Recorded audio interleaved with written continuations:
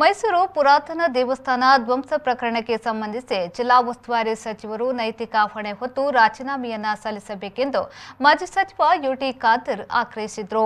ಈ ಕುರಿತು ಮಂಗಳೂರಿನ ಸರ್ಕ್ಯೂಟ್ ಹೌಸ್ನಲ್ಲಿ ನಡೆದ ಸುದ್ದಿಗೋಷ್ಠಿಯಲ್ಲಿ ಮಾತನಾಡಿದ ಅವರು, ಬಿಜೆಪಿ ನೇತೃತ್ವದ ಸರ್ಕಾರ ಸುಪ್ರೀಂ ಕೋರ್ಟ್ ಆದೇಶದ ಪ್ರಕಾರ ನಂಜನಗೂಡಿನ ದೇವಸ್ಥಾನ ಒಡೆದು ಹಾಕಿರುವುದಾಗಿ ಹೇಳಿಕೆ ನೀಡಿದೆ। ಆದರೆ ಕಾಂಗ್ರೆಸ್ ಸರ್ಕಾರ ಜನರ ಭಾವನೆಗೆ ಧಕ್ಕೆಯಾಗುವ ಯಾವ ಕೆಲಸವನ್ನು ಕೂಡ ಮಾಡಿಲ್ಲ। ಏಕಾಏಕಿ ಧಾರ್ಮಿಕ ಕೇಂದ್ರಗಳನ್ನು ಒಡೆಯುವ ಕೆಲಸ ಮಾಡಿಲ್ಲ। ಧಾರ್ಮಿಕ ಕೇಂದ್ರಗಳ ಜೊತೆ ಜನಸಾಮಾನ್ಯರ ನಂಬಿಕೆಗಳು, ಭಕ್ತಿ ಆಚರಣೆಗಳು ಸೇರಿಕೊಂಡಿವೆ। ಈ ಸೂಕ್ಷ್ಮ ವಿಚಾರಗಳನ್ನು ತಿಳಿದುಕೊಳ್ಳುವಲ್ಲಿ ಬಿಜೆಪಿ ವಿಫಲವಾಗಿದೆ। ಬಿಜೆಪಿ ನೇತೃತ್ವದ ಸರ್ಕಾರಕ್ಕೆ ಈ ವಿಷಯದಲ್ಲಿ ಜನರನ್ನ ಏಕೆ ವಿಶ್ವಾಸ ತೆಗೆದುಕೊಂಡಿಲ್ಲ?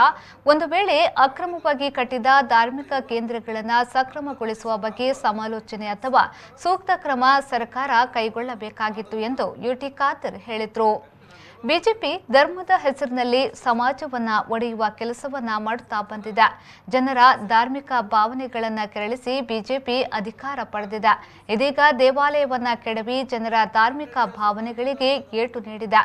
ಈ ಬಗ್ಗೆ ನೈತಿಕ ಹೊಣೆಯನ್ನ ಬಿಜೆಪಿ ಹೊರಬೇಕಾಗಿದೆ ಎಂದು ಯುಟಿ ಖಾದರ್ ಆಗ್ರಹಿಸಿದ್ದಾರೆ। ಸುಪ್ರೀಂ ಕೋರ್ಟ್ ಏನು ಆದೇಶ ಇದೆ, ಈ ಸರ್ಕಾರ ಜಾಗೃತ ಧಾರ್ಮಿಕ ಕೇಂದ್ರಗಳು ಯಾವ್ದು ರಸ್ತೆ ಬದಿಯಲ್ಲಿದೆ, ಯಾವ್ದು ಇನ್ನೊಂದಿದೆ, ಅದರ ಬಗ್ಗೆ ನೋಡಿ ಕ್ರಮ ಕೈಗೊಳ್ಳಿ ಅಂತ ಹೇಳಿದೆ, ಹೌದಾ? ಸೊ ಇಲ್ಲಿ ಪ್ರಶ್ನೆ ಏನಂತ ಹೇಳಿದ್ರೆ, ಇತಿಹಾಸ ಪ್ರಶ್ನೆ ಇರುವಂಥದ್ದು।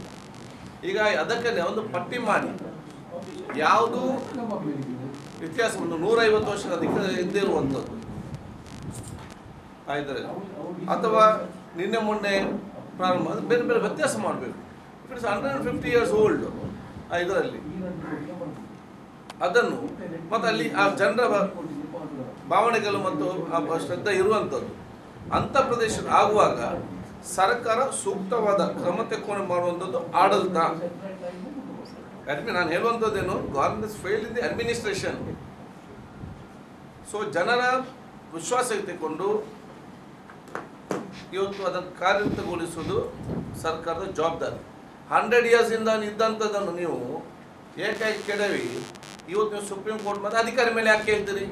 ಮತ್ತು ಈಗ ಅದನ್ನು ನಿಲ್ಲಿಸಲಿಕ್ಕೆ ಯಾಕೆ ಹೇಳ್ತೀರಿ? ಮತ್ತು ಯಾಕೆ ಅವ್ರದೇ ಪಕ್ಷ ಸಚಿವರು ಹೇಳ್ತಾರೆ ಸರಿಯಲ್ಲ ಅಂತ ಹೇಳುವಂಥದ್ದು? ಅದು ಇವರೇ ಕೂಸಿಗೆ ಚೂಟುದು ಮತ್ತು ಇವರೇ ಉಯ್ಯಾಲೆ ಹೋಗಿಸಿದ ಸಮಾಧಾನ ಪಡಿಸುದ? ಕಾಂಗ್ರೆಸ್ ಸರ್ಕಾರ ಇದ್ದರೆ ಇವತ್ತು ಏನು ಹೆಸರು ಕಟ್ತಿದ್ರು ಇವರು?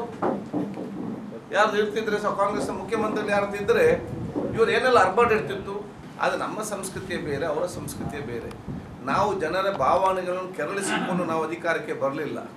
ನಾವು ಜನರ ನೋವು ಮತ್ತು ಭಾವನೆಗಳನ್ನು ಅರ್ಥ ಮಾಡಿಕೊಂಡು ಕಷ್ಟದಲ್ಲಿ ಸ್ಪಂದಿಸಬೇಕು ನಾವು ಅಧಿಕಾರಕ್ಕೆ ಬಂದಿದ್ದೇವೆ। ಬಿಜೆಪಿಯವರು ಜನರ ಭಾವನೆಗಳನ್ನು ಕೆರಳಿಸಿಕೊಂಡೇ ಅಧಿಕಾರಕ್ಕೆ ಬಂದವರಲ್ಲದೆ ಜನರ ಭಾವನೆಗೆ ಸ್ಪಂದಿಸಿ ಕಷ್ಟದಲ್ಲಿ ಸ್ಪಂದಿಸಿ ಆಡಳಿತ ಕೊಡಬೇಕು ಬಂದವರು ಅಲ್ಲ।